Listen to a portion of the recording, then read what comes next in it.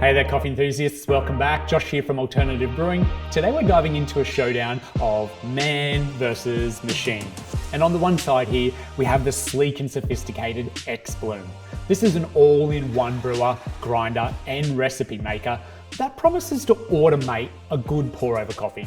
And on the other side here, we have that classic lineup of a brew bar, taking up all the space in the kitchen with the latest Varia Aura kettle. This is yet to be released, but stay tuned for a review of this coming soon.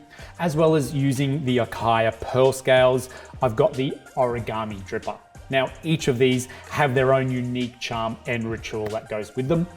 Also, driving home last night, I thought I might as well add an intermediary between full manual and full auto. So behind me on the bench, I also will be making a single cup with the beloved Moccamaster. And we'll be putting these contenders to the test with a matter of looking at the workflow, cost of goods, the learning curve, and of course, the most important factor to me, the taste of the coffee.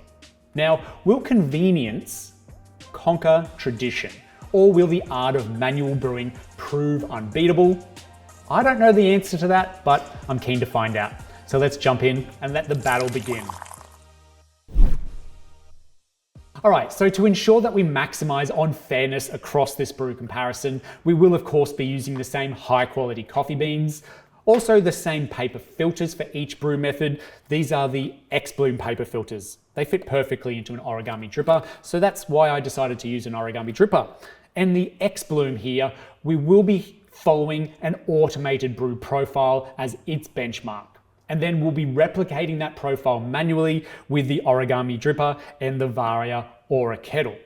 Now, when it comes to the Moccamaster, this doesn't have a set profile. It's obviously just going to be brewing that single cup of coffee. However, from experience, I do know that a Moccamaster makes delicious coffee. With the stage set and these tools in place, let's just start the brewing process, shall we? I will quickly state though that we are brewing a single cup of coffee. So this is not a batch brew. The Xbloom only brews a single cup of coffee. So the base recipe here is 15 grams of coffee to 240 grams of water heated at 94 degrees Celsius for a brew ratio of 1:16. Let's do this. We've set up our Xbloom, so this should all be ready to go. We just need to weigh some coffee out. Oh man, these beans smell so delicious. Whew. Tasting notes: black currant, red guava, mango yogurt. Huh. So good.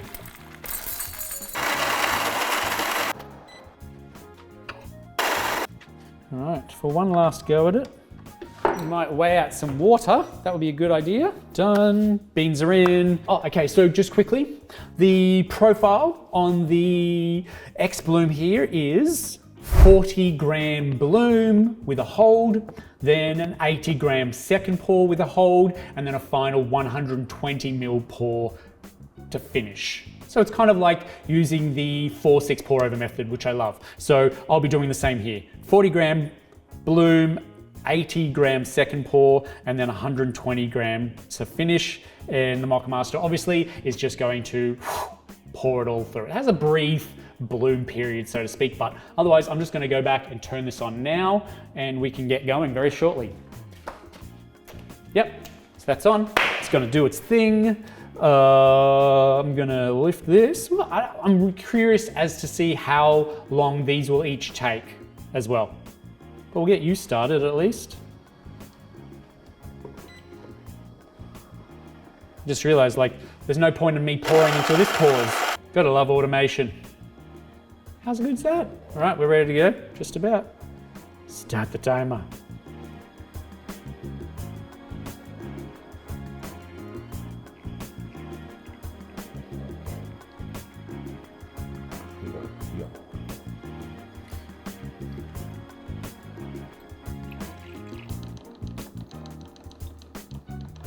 Agitation, agitation. There we go, we're gonna let that sit for a bit. Then we're gonna go 80 mils. You can hear the Moccamaster working in the background. You ready?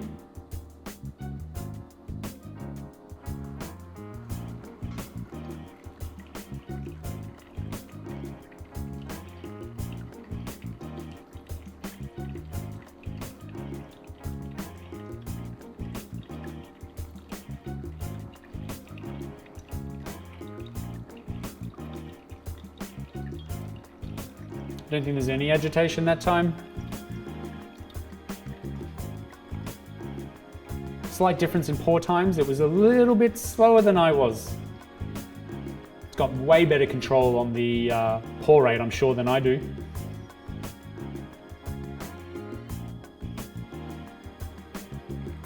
And one last pour of 120. Wonder how the Moccamaster's going.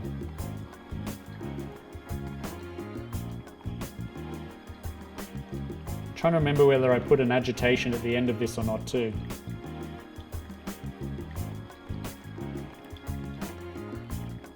Coming up to 2 minutes 30. I'm just going to go back and check on the Moccamaster. All right.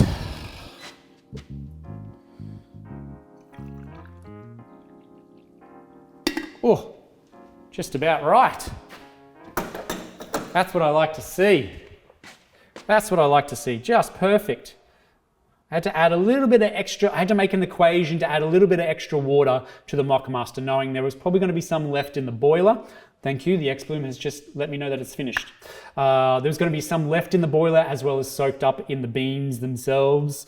So I feel I feel like I've achieved something. They're going to be a little bit hot. I'm going to come back and let them cool down a bit before I taste them. All right, so let me give you my thoughts first on cupping the coffee. Not that anyone at home does that really, other than for quality assurance. I just want to cup them because it gives me a little bit of better understanding of the differences between the cups, just maybe a little bit of a nuance, something else to refer back to. I will just drink these straight out of the cups as well and taste it that way and give you my thoughts on that now. But initially, the cupping stage, this was, the Moccamaster was interesting. It was a bit dull, not much there. I think definitely, I mean, if it was just, you're putting so much effort into a single cup of coffee and that's all the coffee you're going to be drinking, then this is a little underwhelming. For like a larger batch of coffee, let's say, you know, you're pouring out, I don't know, like 800 mils of coffee and you kind of want to drink it. I think something intense or something overwhelming or like too crazy flavorful is probably not as enjoyable as an 800 ml cup of coffee. That's my personal take on it anyway. So I feel like it just quite hasn't gotten to an enjoyable single cup of coffee as this might be, as an 800 ml jug of coffee could be. So just a little underwhelming as a single cup of coffee. The Origami, the manual pour over, good, delicious. Again, we're just cupping this. It has some sweetness, it has some acidity, it has those flavor notes that are kind of there, but they're not like popping, they're not jumping out. But of course the Xbloom was. Now I kind of like take it back and think, well, it does then kind of look like and taste like the heavier cup of coffee, which will always be accentuated when you're just aspiring it across the tongue. Like those heavy flavors are going to stand out more, certainly when you're just tasting it that tiny bit and kind of breaking apart the flavors. The heavier the cup, the more noticeable those flavors are going to be. But it does feel like it has more sweetness and more acidity and just more flavor notes with brightness in there at the moment. I'm going to do one more cup pass as it's cooling down, and then I'm just going to drink it and give you my final thoughts. Moccamaster, it's okay. I'm drinking it, it's okay. Like I said, if I was putting the effort into making a single cup of coffee, me personally, a single cup of pour over coffee, I do want it to be a little bit more intense than this, a little bit more flavor forward. It's a little bit watery, not intense enough. The manual brew, certainly not underwhelming at all. It's delicious, I'm drinking a lot of it, but I think it just has a little bit too much of a balance. Like the sweetness and the acidity is all kind of just like balanced and kind of like, it's a little bit more condensed. It's not, there's nothing spiky, there's nothing jumping out. The flavor notes are there, but again, they're just a little bit more muted. There's nothing really kind of like punching me in the face. It's definitely a much heavier cup than the Moccamaster is, with more flavor notes and more sweetness and more acidity and all of that in it. But it seems muted and a little bit more condensed than it is kind of spread out across the palate. And for the fully automated one, my initial thoughts were, oh, this is going to be too heavy, too over extracted. But as it's cooling down, this would be my choice. But straight off the palate, there is this really intense fruit sweetness to this, which is really enjoyable. There's no one part to this cup that's unenjoyable. Yeah, which is pretty incredible. I mean, I would still drink this in certain aspects, but I think I would want to work and improve on the manual brewing, which I should definitely do. And then the Moccamaster, I just don't think it's suitable. This cup is not suitable for like a single cup. Like I would drink this happily as 800 mils, but not as a single cup, which I've already mentioned, repeating myself here. And that honestly just blows my mind because essentially, you know, what I'm talking about here, what I'm dealing with,